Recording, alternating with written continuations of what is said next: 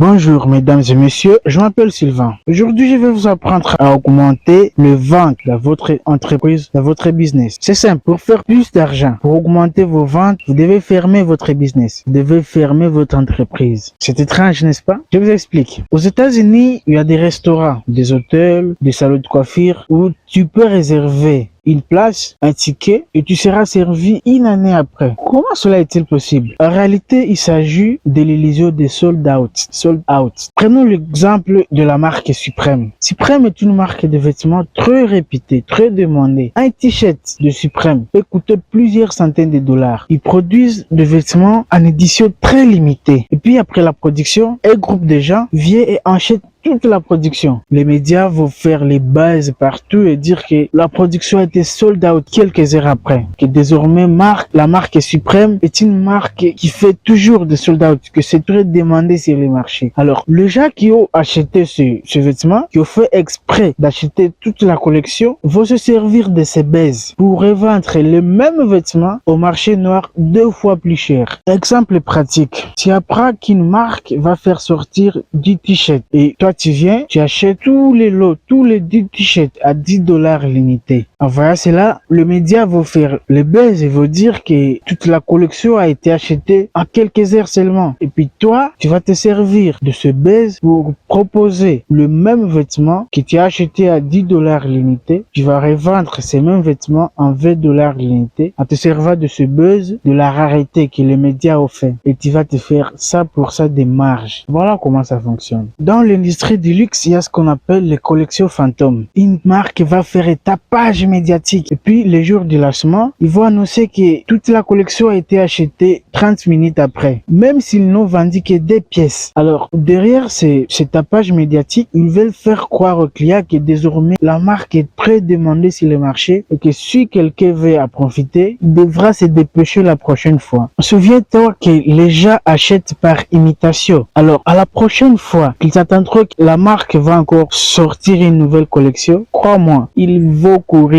Les gens vont courir pour acheter. Ils courent derrière le fait de rareté. Ils se disent que non, si nous tardons, nous allons être en retard. Nous arriverons quand toute la collection a été achetée. Les gens se dépêcheront pour acheter la nouvelle collection sortie. Donc, l'illusion de la rareté ou la technique de sold out est très efficace si tu veux vendre, si tu veux augmenter tes ventes. Mais attention, il y a un piège. On ne crée pas l'illusion de la rareté avec un produit qu'on peut trouver partout. Si tu veux vendre en utilisant la technique de sold out, rassure-toi que ton produit est unique sur le marché. Tu ne peux pas fermer ton épicerie et dire que tu vas utiliser la technique de la rareté alors qu'à chaque 10 mètres de toi, il y a d'autres épiceries. Non, lorsque les gens vont arriver et trouver ton épicerie fermée, ils n'auront pas du mal à entrer dans l'épicerie de la voisine ou du voisin. On ne crée pas l'illusion de la rareté ou on n'utilise pas la technique de sold out avec un produit qu'on peut trouver partout. Non, il faut se rassurer que ce produit est unique et que les clients devront atteindre l'état qu'il faut pour s'en procurer.